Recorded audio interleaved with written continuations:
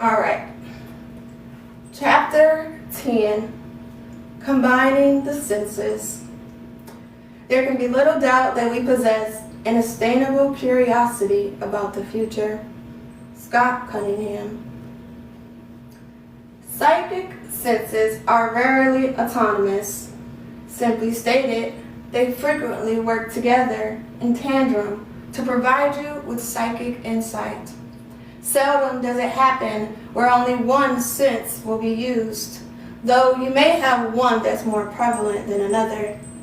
For example, I may smell something sweet and then have an image of a birthday cake. That's my clairalience and clairvoyance working together, or one right after the other, to provide a better depiction of what I'm tuning into. Sometimes multiple images are necessary to cement the idea or the impression you receive. For instance, using the same example, smelling something sweet in and of itself could mean anything. But if you smell something sweet and then receive an image of a birthday cake, it could indicate your sister who has passed is wishing you a happy birthday from the other side because your special day is coming up next week. This is a frequent occurrence during my sessions. It is very unusual that I will only employ one of my psychic senses. It's not something that I do intentionally, but it is something I leave myself open to having happen. This combination of clairs helped me bring comfort to someone recently in a session. Morgan came in for a reading and was hoping to connect to a deceased loved one. She obviously knew who she wanted to talk to, but I didn't. So I had to use all my gifts to tune in, or rather, the person on the other side had to send me the information in such a way that I could use all my psychic senses. After we were about half an hour into the session, I began smelling evergreen or pine trees, so I asked her if it meant anything to her. No, I don't recall anything. Well, maybe, she said, changing her mind. Oh, all right. What does it mean to you? I inquired. We have a few pine trees behind our house, she responded in a question format. Normally, I let the client tell me what something means. After all, it's regarding their life, not mine, so who am I to judge what they associate it with? This time, however, that just didn't feel right. I don't know if that's it. Unless those pine trees are very significant in some way, I think it has to be more than that, I told her. They're just trees in our backyard. I don't think they're significant. All right, I'm seeing an old-fashioned adding machine now, the kind where you push down on the button on the number and it stays down until you pull the lever back. Is someone an accountant? Does that mean something to you? No, I don't know what that means, she answered, frowning. Well, now I'm hearing the words, every time a bell rings, an angel gets her wings, which is from the movie It's a Wonderful Life. Does that mean anything to you? Nope. Sorry. I'm not understanding. Every time I do a reading, I always tell my clients to not try too hard to make things fit. Sometimes it's difficult to not take that to the extreme. Let's look at this all again. The pine scent, the adding machine, and It's a Wonderful Life. This is definitely a reference to Christmas time and someone who's passed. It's either got to be that someone close to you died in December around Christmas, or their birthday was in December. It's also got to be someone who did something with finances or accounting, because I'm seeing the adding machine. Finally, it's supposed to be Every time a bell rings, an angel gets his wings. I heard her wings. So this tells me it's a female. She's working really hard to get you to recognize her, I told Morgan. All of a sudden, as though a light bulb went off, I could see the wheels turning and her eyes lit up. I knew she had figured it out. It was the person she was hoping to talk to, her sister. Wow, I'm sorry, I wasn't getting it.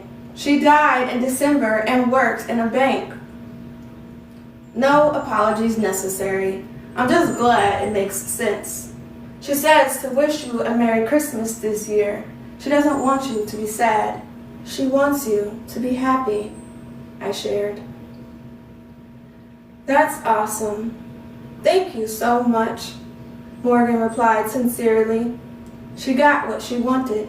Her sister had come through. It took a little while to understand the clues, but there she was. Exercise. Tuning into a combination of abilities. Learning how to tune into a combination of psychic senses is really not that difficult. After all, you're not limiting the way you receive the information by only psychically listening or seeing. For this exercise, you will allow all of your psychic senses to be wide open to receive. Breathe deeply while calling upon your circle of protection. Then, think about someone who's passed, someone you may have had a significant connection to, and sit back and relax. Allow all thoughts, images, sounds, smells, etc. to come. Be open to any impressions you receive. Sit with yourself fully accepting for at least 5 minutes, longer if you're up to it, to give yourself time to communicate. Afterward, write down everything that came through, whether you believed it to be a true message or you felt it was in your imagination. Did the messages make sense? Did you receive visions, symbols, words, scents? Other types of impressions? What psychic abilities do you think you received information through? Was it the first time you ever got communications using any of these psychic senses that helped you today? Did you like the process? Did it bother you? Are you comfortable or uncomfortable? Would you do it again? Did you feel you didn't receive anything? Did it make you happy? Helping another to live on. Cindy came in to see me. She and her family were devastated by the loss of her sister. She had been brutally beaten to death by her boyfriend, who, rather than live the rest of his natural life with what he'd done, committed suicide immediately afterward. I picked up on all of this during her session. Her sister, Michelle, sent evidence to let Cindy know it was really her. In order to tune into this evidence, she sent it to me in a number of ways. I knew something had changed at Cindy's work because my claircognizance was kicking in. Maybe. I'm always making changes, she told me. No. Something is different, I replied. Now I was seeing an image with my clairvoyance of something to do with fashion, a hat or a hairnet or something on her head. Did you get a new hairnet or something? Did you wear one for work? Because I can hear Michelle laughing about it. I chuckled, having heard her with my clairaudience. Yes, oh my God. She would laugh about that. That's not all she's laughing about. I'm feeling kind of giddy about the Broncos beating the Giants. So either she was a Bronco fan and you're a Giants fan, or my clairsentience got something wrong, I continued. Wow. That's exactly right. We were batting 1,000. Her sister, Michelle, was coming through loud and clear, giving me messages utilizing all of my psychic abilities, was allowing me to share the communications more completely with Cindy. Aw, did someone have a baby? She's talking about a name, and I'm seeing the cuteness. She told me she's honored. I kept going, still using a variety of my senses. Yes, our cousin named her new baby after her. They gave her Michelle as a middle name. That makes me happy that she knows they honored her in that way, she smiled.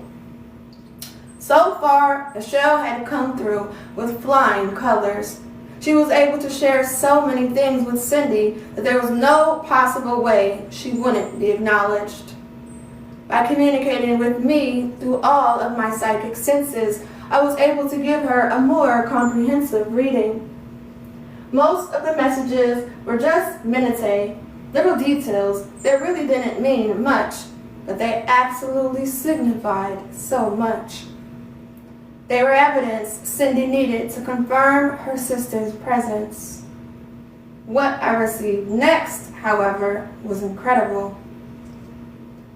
I kept hearing red rocks, which made me think of when I went out to Sedona, Arizona.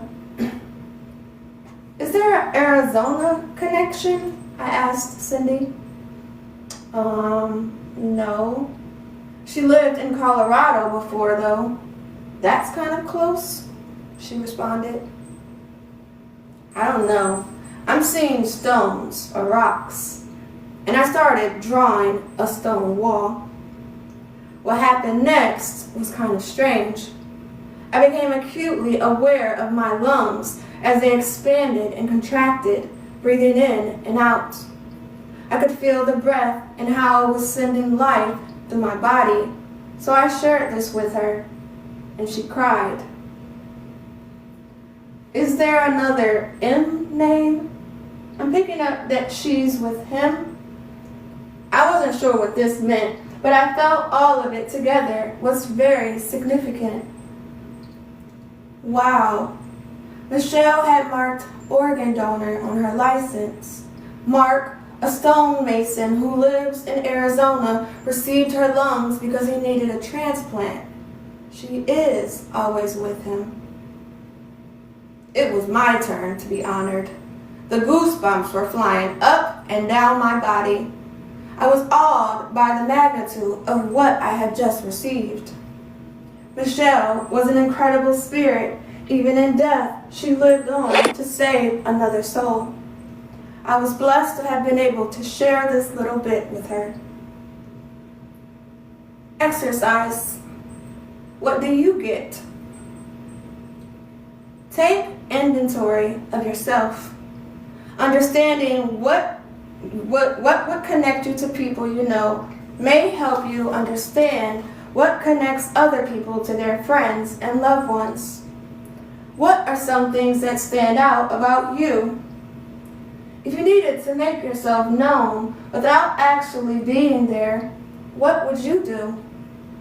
Would you try and make someone hear something about you? What would that be? Would you show them something? What would you show them? Would you make them feel something about you? What would it be? Would you have them just know something? What would that be? What details about you and your life would stand out enough so that people would know they were tuning into you? Amnesia? Psychic amnesia is a term coined to describe when a psychic or intuitive channels information that a client or partner cannot readily identify or acknowledge. This does not happen because the information you are receiving from your guides, angels, or deceased loved ones is inaccurate. Rather, it occurs because the person getting the reading is so focused on one or two particular items or connecting to a certain dead person that they have psychic blinders on and don't recognize anything else in the moment. One way to distinguish if you or the person you're reading is suffering from psychic amnesia is to notice whether or not you keep receiving the same impressions. Repetitive messages, even when they come through various psychic senses, generally point to a communication that's not being identified. This exact thing happened during a gallery event I was holding. It was a good night. A lot of messages were coming through and being delivered to the right people, until the little animals showed up. Yep, that's right, the little animals. I'm picking up something about little animals. I keep hearing that I need to talk about the little animals. I think I'm over here, on this side of the room. I stated out loud to the audience of where well over 125 people. The chatter began. What kind of little animals does she mean? I heard whispered. I'm talking about teeny little animals, though I'm not quite sure what it's about, I continued. This time, I had a few people in the general vicinity of where I was looking stake a claim to the little animals. Well, growing up, we had mice, a lot of mice, one person said, hoping that it was for her. I think it's more significant than that, I responded. We had guinea pigs, someone else shouted. They were little ones, not big. Sorry, I don't think it is. Everyone comes to these events with a wish they will be read. We all want to hear from our loved ones on the other side. Naturally, people want to believe what the medium is picking up for them. But they were really quite small for guinea pigs. People used to ask me why they were so small. That's significant, isn't it? They challenged, hoping. I don't think that's what it is, I asserted. Sorry. As often is the case, the real little animal person was not claiming them. So, figuring they'd lost their chance, I moved on. I'm still over here in this area. I'm picking up something about clowns now. I suppose it could be me. I mean, my last name is Barnum, and my father was actually in the circus. I've got clowns coming out of my... Achoo! Someone sneezed. I laughed. We all laughed. Perfect timing. Again, no one was really claiming the clowns, but not for a lack of trying. I don't like clowns. Could that be it? Someone said. I had a stuffed animal clown growing up, stated another person. Well, I'm pretty sure I'm right up here now, I said, pointing to the front row. I'm picking up a male figure. He's showing me cancer. Finally, Tori, who was connected to the male, acknowledged it was for her. I think that's me, she said. Was this your father? I'm feeling like he was in construction or was a builder, I continued. Yes, it is, and yes, he was. I'm hearing he had his own business, but he also worked for someone else. He was a helper or a volunteer or something, I said. Yep, he had his own business and he worked in the hospital. He always volunteered for things his whole life, the woman answered. Great. He's making me feel like the cancer was pointed in one area, but that very quickly it has spread throughout his body, I told her. You're right, she said, a bit teary. And does the letter W mean anything? Absolutely does. His name was Warren. Wow. Okay. I'm getting the little animals and the clowns again. Do you know what this is? No. No idea. Well, maybe I just need to move forward. Now I'm getting ice cream. Please tell me you know what that's about, I asked her. Sorry, but no, she answered, kind of embarrassed for me. Really? I'm seeing ice cream cones? By now, I'm a bit embarrassed for myself. What the heck is happening? Why am I getting all of this gibberish? It doesn't make any sense. Oh, Tony exclaimed suddenly. I think that's for my cousin Kathy. Great. Is she here? I asked, feeling like maybe we were finally getting somewhere. Yes, I'm right here. I heard and looked to my right at the front of the room. It was my event promoter, Kathy. I think she was more in shock than I was. We are opening an ice cream place, my husband and I, Kathy said enthusiastically. I'm hearing it's going to take a bit more time than you're expecting. Just be ready for it, I told her. Okay, thanks. Oh, wait. Oh my God. Don't kill me. The little animals and the clowns are for me and Tori, my cousin, the one you just read for, she exclaimed. Do you two carry them in your back pockets? I joked. No, but her dad was my uncle. Both of our parents had little animals on a display shelf. They were these little tiny animals, just like you were showing us when you kept asking little animals. My mom collected owls and also clowns, and she displayed them on the shelf in the living room. Her mom, she pointed to Terry. My aunt collected skunks. Wow. And who's the M name connected to the ice cream shop? I don't know, Kathy answered. I'm hearing it again, so it has to be significant, I told her. Oh wait, that's my husband, Mike. Wow, I was not expecting this, she said, laughing because she had just been hit with psychic amnesia. Tori and Kathy didn't recognize what I was talking about because they weren't expecting messages to come through in that way. I used all my psychic senses to try and make the communication as clear as possible. Their case of psychic amnesia just made it necessary for me to utilize everything I had for clarity. Exercise.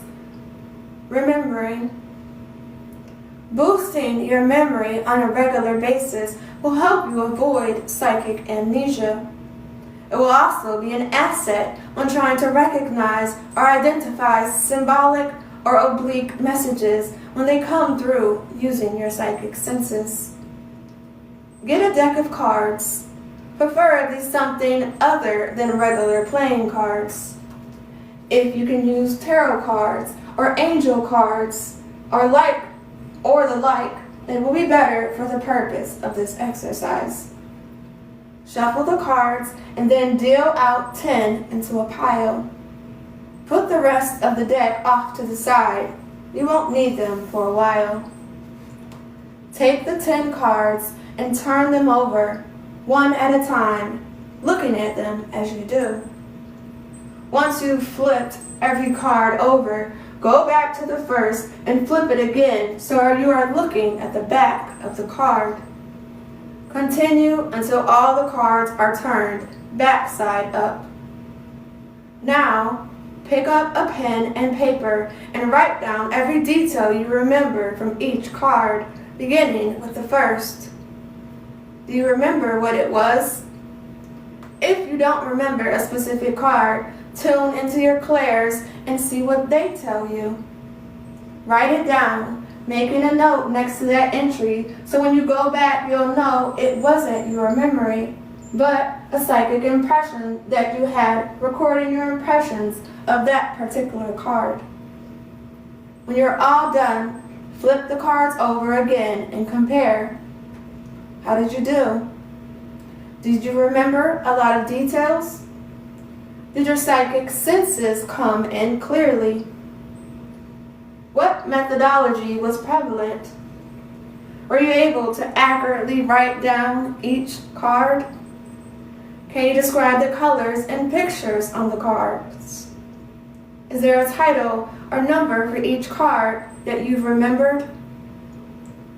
After you've compared all of the information you've written down for each card, do it again. Shuffle the deck and deal out another 10 cards. When you've completed the next round, match up what you've recorded versus what the actual cards were. Did you remember more this time? Did you need to call on your psychic senses to help you more or less? Were you accurate? Did you get more information right this second attempt or less? How did it feel? Did it make you nervous or uncomfortable? Was it natural? Do it again, but this time shuffle only the last 10 cards and reuse them in a different order. Once you've finished recording everything, compare how well you did this time around versus the other times. Was it easier because the cards were more familiar? Or did it not make a difference? Review all of your data. Do you feel your memory has been boosted? Do you feel tired or energized? When you're all done, drink a lot of water. That will help you to refresh and cleanse any energy that was drained by tapping into your temporal lobes, the part of your brain that controls your memory function. Multiple senses for one party. When I do private parties, I get really nervous. No matter how long I've been doing this work, I still worry that no one will show up. No one that's dead, that is. I do gallery event-style gatherings, meaning a dozen or more people will get together and I deliver messages to those in the audience. Worrying, even in this type of small venue, is what happens just about every time before I begin. Getting up and speaking in front of the guests is not what concerns me. That I have no problem with. It's what's out of my control that I worry about. The loved ones that need to visit and come through. So, in order to better my chances with the powers that be, I employ all of my psychic abilities rather than trying to tune in to just one. Yesterday, I did an event for a wonderful group of women. There were a lot of what we affectionately called dead peeps coming through from the other side. Using the full spectrum of my psychic senses, I was able to channel loving and even healing messages for everyone. As a matter of fact, so much information came through when I opened all my senses that the session was supposed to last 1.5 hours, ended up running almost 3 hours long. After much laughter and tears, we all agreed that dead peeps had come through for us. They did their thing and helped me share their messages through the utilization of all my psychic abilities. Take care of yourself. Psychic abilities are powerful.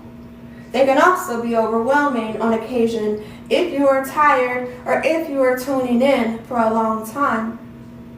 This is another instance when it's so important to be open to all of the intuitive gifts. When you allow the information to come through from the other side, and whatever way is smoother or more natural, it's easier and less work for you. By not blocking anything out, except of course negativity, it creates a more seamless opening for channeling, making it less taxing and, of course, more effortless to connect with the other side. When you work for a long duration with your psychic gifts, Whether it's for a couple people or clients or for yourself, you can drain your energy. If this happens, it can cause negative physical manifestations such as headaches, nausea, or even sore muscles. It's important to ground yourself to revitalize your energy. You've been practicing using so many of your psychic senses. You've done an incredible job tuning in and protecting yourself. But there is always room for more grounding. Feeling sick is a huge deterrent when it comes to wanting to utilize your intuition. After all, if something hurts you in some way, it will be silly to continue beating yourself up, right? So, many people will stop practicing or step away from their psychic senses because they don't know how to renew their mind, body, and spirit. Luckily for you, there is a simple way. Exercise. Ground yourself. Now's your chance to recharge. One of the simplest ways to do that is to go outside. Find a patch of grass or dirt and take your shoes off. Dig your toes in and relax. Just stay there in this space and breathe. Let any exhaustion or negative energy drain into the earth, leaving you with only positive energy. Being at one with the earth is the easiest way to reboot your spiritual system, which in turn will invigorate your physical system as well. Or find a tree. I don't care where you have to go to do this, just find one. Once you've found it, it's time to hug it. That's right, just hug it. Connecting to the earth in this way helps release any negativity while absorbing positivity. Nope, that's not for me. This exhaustion hit me recently while I was doing a private party. I have been doing individual readings for 12 people in a row, 15 to 20 minutes at a pop. Tapping into everyone's energy, one right after the other, was definitely tiring. It was about 10 p.m. and I still had about an hour and a half to go. 4 more people from what I understood. When I do readings, even if it's just a quick 15-minute session, I try and take a couple minutes between and write down whatever information I tuned into. Because I was exhausted, I didn't try to use any particular sense. I just opened my instincts wide and listed what I got. That's why during the next reading, I wasn't 100% sure what I was intuiting was on point. Hello, have you ever had a reading before? I asked my next client, Gina. No, this is my first time, she answered, somewhat hesitantly. Okay, great. So you're a reading virgin, I exclaimed. Usually, this gets a laugh out of people, breaking the ice and relaxing them. With Gina, I got nothing. Not even a slight upturn of the mouth. I decided it was going to be a long 15 minutes. So, the first thing I wrote down is that you work diligently. I feel like you are not ecstatic about your current place in life, but everything is pretty much going okay. There's nothing seriously wrong in any way, I told her. That's correct. I don't really know why I'm here. I told Martha I didn't believe in this, but she said to come anyway, she confided. This was great. Not only was I exhausted, but I had to prove to her I was real. Well, let's hope you have a good experience then. I continued with the reading. There was nothing too exciting. Then I got down to the end of my paper. I had drawn an image. Does Christmas time mean anything? I'm seeing the image of a tree. Maybe it has to do with trees. No, I don't know what that means, Gina responded, deadpan. Okay. I'm also feeling someone digging in the dirt. It may not physically be you, but it has to do with you, I continued. No. Again, I think you're off. All right.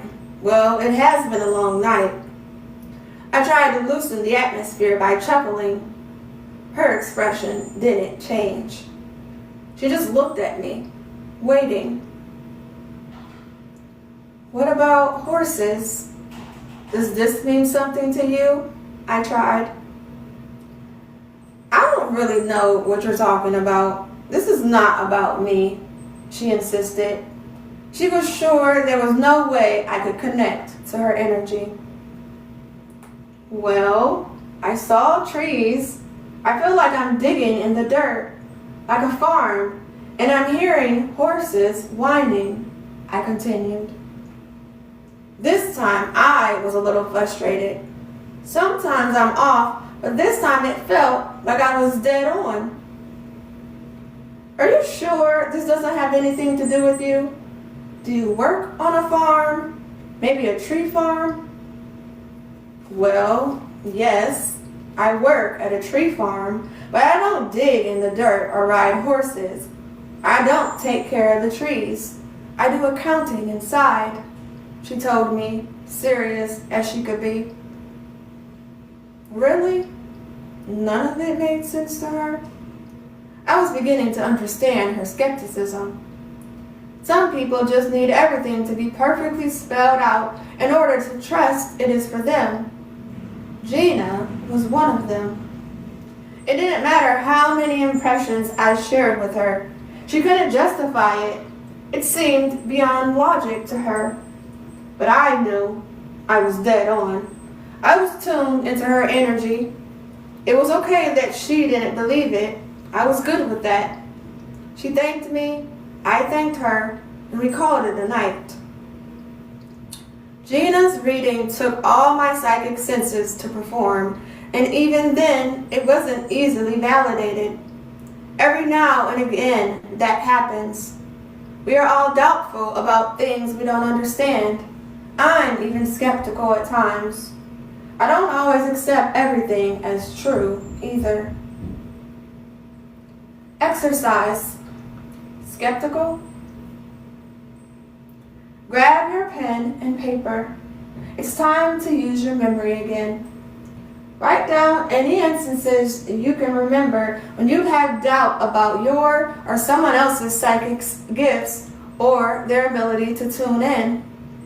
Not just a generalized intuition, but any specific occurrences. After you've written down all you can remember, it's time to revisit them. Do you still feel the same way?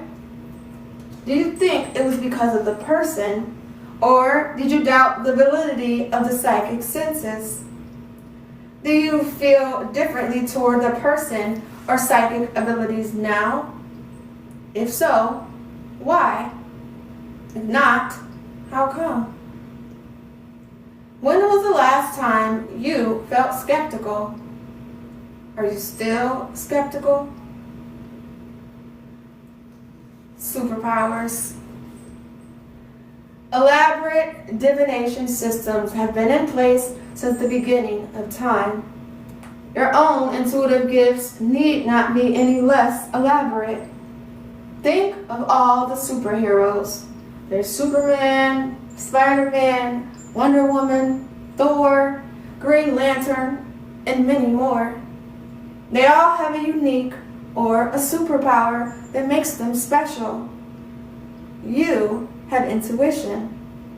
You are no less special than they are, and you are a real living human, not a cartoon fantasy. Your 5 physical senses can be supersized or enhanced through the use of your psychic senses. Think about what you can see with your physical eyes. Imagine if your sight could be improved using your clairvoyance. Or what if your hearing could be augmented through your clairaudience? The implications of joining the two separate yet connected senses are vast, not to mention awesome. You may already be employing this in your daily life without even realizing it.